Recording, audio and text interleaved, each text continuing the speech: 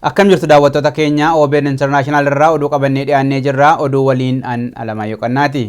Balaa ibiddaa caamsaa 11 bara 2020 giddu gala Mazgiida Tawfiqitti gahe ilaalchisuun koreen bulchiinsa Mazgiidichaa miidiyaalee ibsa kennaniin bu'aa qorannoo isaatti akka hin quufne beeksisan. Mazgiidni Tawfiq Islamic Center kutaa bulchiinsa Minnesotaa magaalaa Minneapolisitti kan argamudha. Gabaasi guutuun ittaanii dhiyaata. Caamsaa 11 bara 2020 halkan keessaa naannoo sa'aatii 12tti Mazgiida Tawfiq Islamic Center kutaa bulchiinsa Minnesotaa magaalaa Minneapolis gama kaabaatti argamutti abiddi ka'umsisaan beekamne qabachuun seensasaa fi gartokkoon miidhaa cimaan irra gahee jira. Dhimma kana ilaalchisuun koreen Mazgiida Tawfiq Islamic Center guyyaa kaleessaa ibsa kennanii jiru. Bu'uura ibsa isaaniitiin balaan ibiddaa kun haala kamiin akka gahee fi bu'aa qorannoo hanga ammaatti jiru miidiyaaleef ibsaniiru. Daayirektarri Mazgiida Tawfiq Obbo Umar Waaqoo gabaasa dhiyeessaniin ka'umsi balaa sanaa rakkoo elektirikaa akka ta'e poolisiin qoratee dhiyeessuu himuun dhaabbanni isaanii garuu bu'aa qorannoo sanaatti akka hin quufne beeksisan. Waan dhiyoo masjiida keenya irratti gahe nuun dinuun beeyna.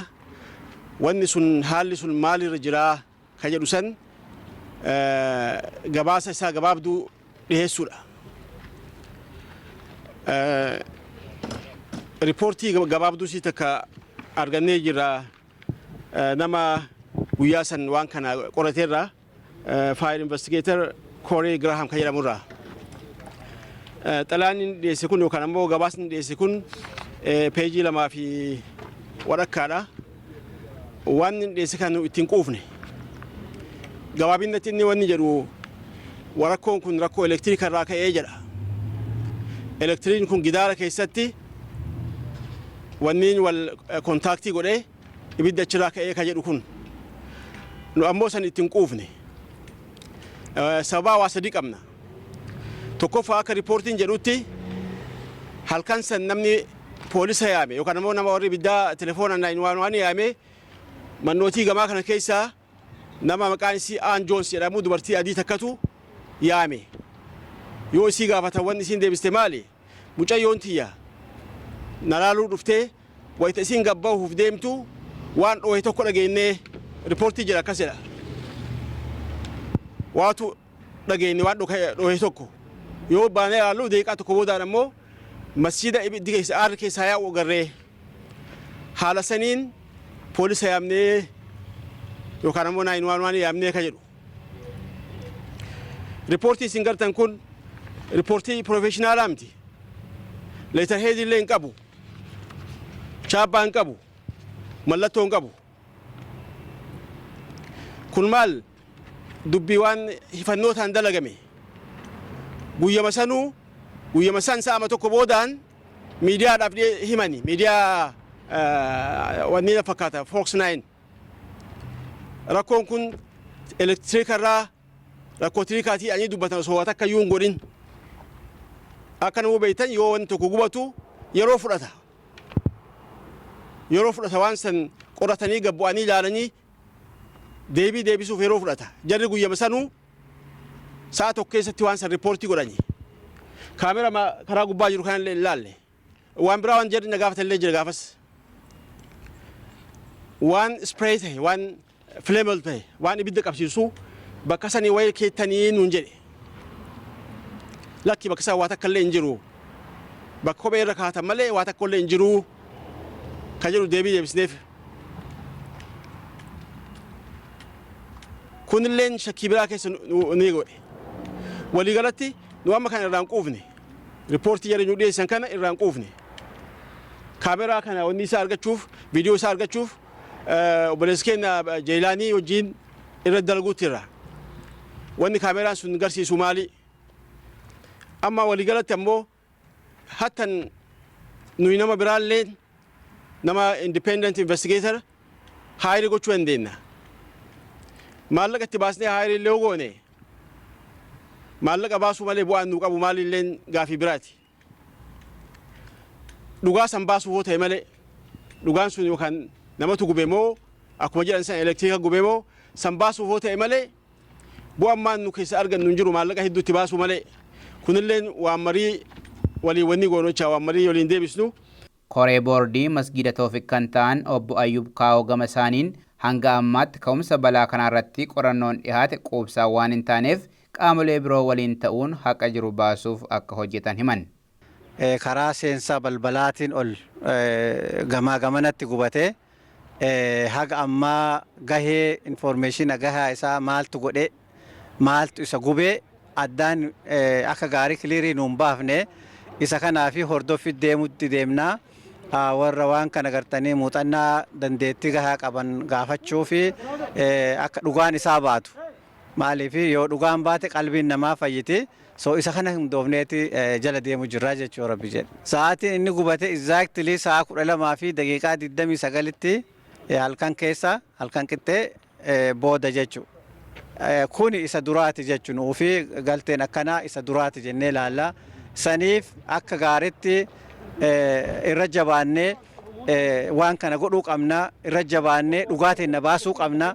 Dhugaan gartanii dhugaadha yoomu amantiidhaaf namni tokko akka nu miidhu feenu amantii kamuu kabanyee amantii kamuu waliin ka jiraanne nu warra dandeetti akkasii qabnu asli maahu biyyi irraa baane biyya gartee wal ammattee amantii kamiinuu guyyaa kun iida qabu guyyaa kun gartanii ayyaana qabu walirraa hoolaa walii qalee horii walii kennee warra wal jiraachisu so nu already nu amala akkasiitiin biyya ambaa kana dhufne haala akkasii qabna ammas haala akkasiitiin ummata gartanii faranjii biyya tanaa adaadii ofi dhiyeessinee gaafa gartanii kirismasii isaanii kirismasiin keessan baga isiniin gahe jennee isaanillee akkas nuun jedhan warra akkasii waliin jiraannu amala akkasiitiin jiraanne jibbiinsa akka hin qabnu nu qonnee keenya keessatti haa ta'u waa guddaa keessa namni hamaan hin dhabamu of eeggachaadhaan jiraanne biyya kanatti seerri biyya kanaa mirgi biyya kanaa hin eeggama karaa maraanuu gammachuun turre rifannoonni keenya kanuma jechuu barbaadeeti gabaabatti.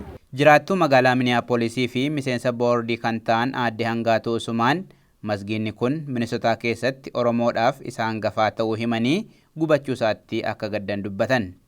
Ani akka jiraattuu magaalaa Minisootaa tanatti ammallee boordii keessatti itti gaafatamtu dubartootaati. Saniifuun masgiidni kun gubatiinsa masgiida kanaan ilaalchisa. Masgiidni kun akka itti gubate odeeffannoo amma dura akkasitti mirkanaa'aa ta'e hin qabnu garuu immoo investigeet godhamutti jira. Qorannoon irratti gaggeeffamu jira. I think yaadnoo namumaatiitu waa godhe natti fakkaata. Wanni xiqqoon takkallee numa jirti addaan hin baane maleedha. Namumaa gube jeetii yaadamu. Hedduu gadda guddaa natti dhagahame masgiidni kun masgiida hangafa keenya masgiida hangafa ka masgiida hunda hore masgiida arraan tana Minisootaa kana keessa heera masgiida 4 olii qabna kana hore jechuudha.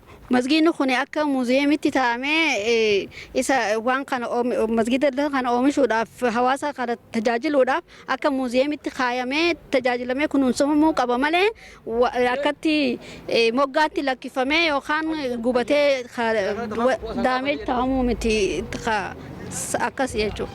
Obbo Abdurrazaaq Ahmad Jiloo akka jedhanitti immoo yeroo Oromoon akka har'aa Minisootaa keessatti hin baay'atin masgiidni kun bakka amantii fi barnootaa ta'ee akka tajaajilaa ture himan.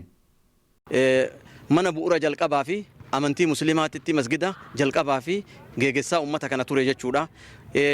Manoo masgidni kunin oomisha waan hedduuti oomisha jireenyatii fi ka du'aati kan irraanfannee ka seenaa hedduu qabu jechuudha. Gizee uummanni Oromoo diqqeen biyya tana dhufe kana baay'een tahin gizee san walitti qabanii mana kana amantii musliimaa keessatti ijoollee barsiisee haafizaanii quraana hedduu keessaa baasee jechuudha.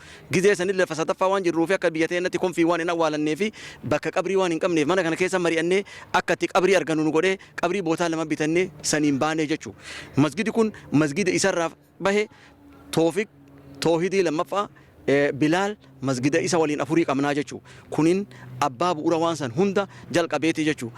Manni sun marinu osoo hammeennan addaan hin baane fottoqni irraa bahe soogama fottoqaan ta'an hormaanni keenya biyya alarraan dhufa gara biraarraan taha dharma keessaa dhalanneen horraa baay'attee Oromoon lafa guddattee geettee jennaan gara biraa dabree jechuudha. Masgidi sun har'a yoo inni gubatu ammoo naasuun rifannaan anaa miti Oromoo nama jedhu afaan kiyya kana dubbatu hedduyyuu itti dhagayamaa jechu heddeesse maaliif abbaa ta'uu isaatiin waan hedduu inni oomishuu isaatiin hammallee gizee hamtuun gubachuu isaatiin baatii ramadaanaa keessa gubachuu isaatiin akka heddutti waan nu rifachiisu jechu ammas rifannaa guddaa irraa qabaa jechu kanaaf tiibiin keenya nu bira dhaabbate irraa nafu jedhee hangafummaa isaa beekee sabummaa ofiillee beekee amantii tiyya gubatee waan kiyyatti bade jedhee waanummaa Oromoo guutuu abbaa amantii fedhe qabutti ka Oromoo jechu sanuma beekee tiibiin keenya dhufee antarfii nu godhee nu laalee bira dabaree jechu eenyu gube waan jedhu irratti akka gaafiin deemtu ta'i akka nama gube qabalutti gube jennee beekuu hin dandeenye